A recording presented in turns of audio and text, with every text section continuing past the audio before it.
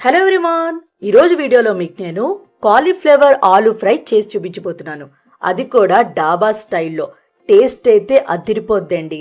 ఈ ఫ్రై చపాతీలోకి ఎంత బాగుంటుందో రైస్లో కూడా అంతే బాగుంటుంది. కొంచెం డిఫరెంట్ స్టైల్లో చేశానండి. సో అది ఏంటో వీడియోలోకి వెళ్ళి చూసేద్దామా? పదండి. ముందుగా కాలీఫ్లవర్ని ఇలా పెద్ద పెద్ద ముక్కలుగా కట్ చేసుకోవాలి.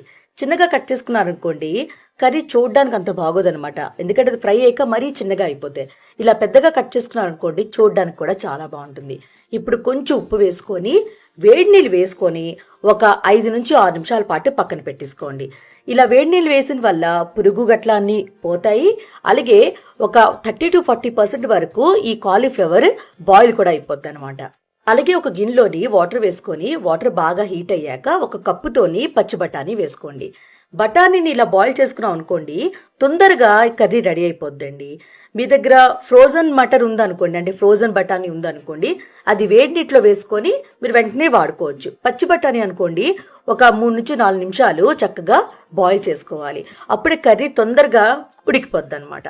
సో ఇలా బాయిల్ చేసిన తర్వాత ఈ వాటర్ అంతా పారేసి ఈ బటర్ మాత్రమే, అంటే ఈ బఠానీ మాత్రమే ఇలా పక్కన పెట్టేసుకోండి. అండ్ అలాగే 2 మీడియం సైజ్ టమాటోలు తీసుకొని ఈ టమాటోని ఇలా గ్రేట్ చేసుకొని పేస్ట్ లాగా చేసుకోవాలన్నమాట. మీరు కావాలంటే మిక్సీలో కూడా వేసుకోవచ్చు. మిక్సీలో వేసుకున్నాం అనుకోండి మరీ మెత్తగా అయిపోద్ది పేస్ట్. ఇలా చేసిన వల్ల కొంచెం మనకి కొంచెం కచ్చపచ్చాగానే ఉంటుందన్నమాట. అండ్ గ్రేవీలో మంచి థిక్నెస్ వస్తుందండి. మనం ఫ్రై చేస్తున్నాం కాబట్టి మరీ మనకి మెత్త పేస్ట్, టమాటో పేస్ట్ అక్కర్లేదు. ఇలా కచ్చపచ్చగా ఉందనుకోండి ఫ్రై చాలా బాగుంటుంది అనమాట. అండ్ ఇలా గ్రేట్ చేసిన వల్ల టమాటో తొక్కు కూడా పక్కన పెట్టేసుకోవచ్చండి. ఓన్లీ లోపల గుజ్జును మాత్రమే యూజ్ చేయొచ్చు అనమాట. చూడండి, తొక్క నేను పూర్తిగా పక్కన పెట్టేసుకున్నాను. సో ఇలా చేసుకొని ఒక ప్లేట్లో రెడీగా పెట్టేసుకోండి. ఇప్పుడు ఒక కడాయి తీసుకొని అందులోని ఒక 3 టేబుల్ స్పూన్ ఆయిల్ వేసుకోండి.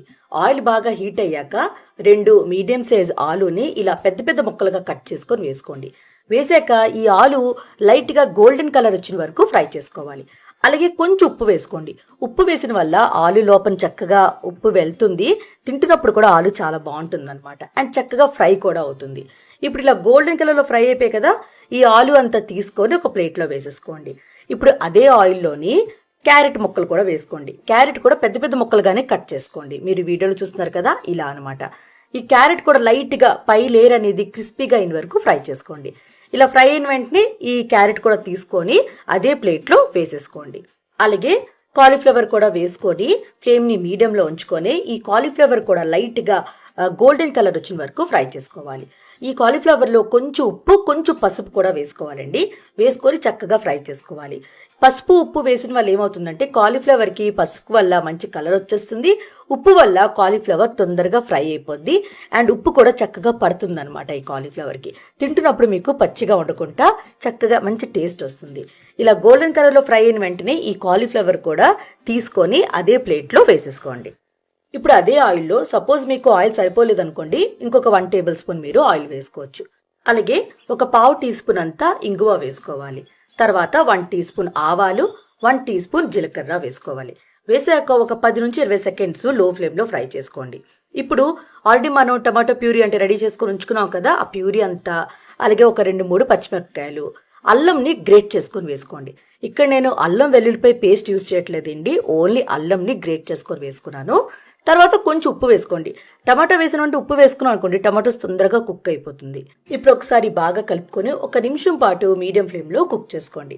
అలాగే కొంచెం పసుపు, ధనియాల పౌడరు ఒక 1 టీ స్పూన్ వేసుకోండి. కారము ఒక 1 టీ స్పూన్ వేసుకోండి. కారం చెక్ చేసుకోండి, మీ టేస్ట్ ప్రకారంగా మీరు వేసుకోవచ్చు. కారం వేసాక ఒకసారి బాగా కలుపుకొని ఒక 2-3 నిమిషాల పాటు ఫ్రై చేసుకోండి. ఆయిల్ సపరేట్ అయిన వరకు ఫ్రై చేసుకోవాలి. ఈ లోపల మీరు ఒక 4 టీ స్పూన్లు పెరుగులోని ఒక 1 టీ స్పూన్ గరం మసాలా వేసుకొని చక్కగా కలుపుకోండి. సో ఇది కర్రీలో వేసిన వల్ల కర్రీ చాలా టేస్టీగా ఉంటుందండి. చాలా డిఫరెంట్ ఫ్లేవర్ కూడా వస్తుంది అనమాట ఈ పెరుగులోనే ఈ గరం మసాలా వేసిన వల్ల. సో ఇలా చక్కగా కలిపేసుకొని ఇది పక్కన పెట్టేసుకోండి. ఇక్కడ చూడండి, ఈ టమాటోస్ నుంచి ఆయిల్ కూడా బాగా సపరేట్ అయింది కదా. ఇప్పుడు ఫ్లేమ్ని లో చేసుకొని ఈ పెరుగంతా వేసేసుకోవాలి. ఈ 4 టీ స్పూన్లు పెరుగు వేసుకొని వెంటనే కలిపేసుకోవాలి. ఎందుకంటే పెరుగు కాబట్టి ముక్కలుగా అయిపోద్ది. అండ్ ఫ్లేమ్ ని లో చేసుకొని ఉంచుకోవాలండి. ఫ్లేమ్ ని హై అయినా మీడియం అయినా చేశారనుకోండి పెరుగు ముక్కలుగా అయిపోద్ది. అండ్ పెరుగు వేసిన వెంటనే కలిపేసుకోవాలి. చక్కగా ఆయిల్ సపరేట్ అయిన వరకు కుక్ చేసుకోవాలన్నమాట.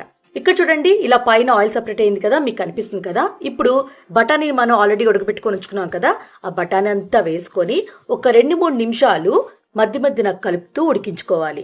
ఈ బఠానీకి ఈ మసాలా అంతా బాగా పట్టాలన్నమాట. సో ఇప్పుడు ఒక 2-3 నిమిషాలు అయిన తర్వాత ఆల్రెడీ మనం ఫ్రై చేసుకుని ఉంచుకున్నాం కదా, కాలీఫ్లవరు, ఆలు ఇంకా క్యారెట్ అవన్నీ వేసేసుకొని మెల్లిగా ఈ మసాలా అంతా ఈ వెజిటేబుల్స్కి బాగా పట్టినట్టు చక్కగా కలుపుకోవాలన్నమాట.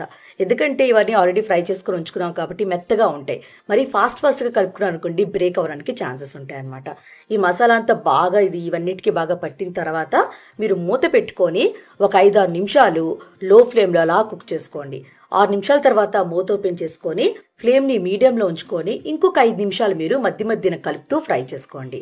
లాస్ట్లోని కొంచెం కొత్తిమీర వేసుకోండి. వేసాక ఒకసారి కలిపేసుకోండి. అంతేనండి, రెడీ అయిపోయింది కాలీఫ్లవర్ ఆలు ఫ్రై. చాలా చాలా టేస్టీగా ఉంటుంది. డాబా స్టైల్లో ఉంటుందండి. చపాతీలోకైనా, రైస్లోకైనా, పులావ్లోకైనా చాలా బాగుంటుంది. ట్రై చేస్తారు కదా. ట్రై చేశాక నచ్చిందో లేదో కమెంట్ బాక్స్లో కమెంట్ చేయండి. అలానే లైక్ చేయండి, షేర్ చేయండి. మనం నెక్స్ట్ వీడియోలో మీట్ అవుదాం ఇంకొక మంచి వీడియోతో. Bye bye.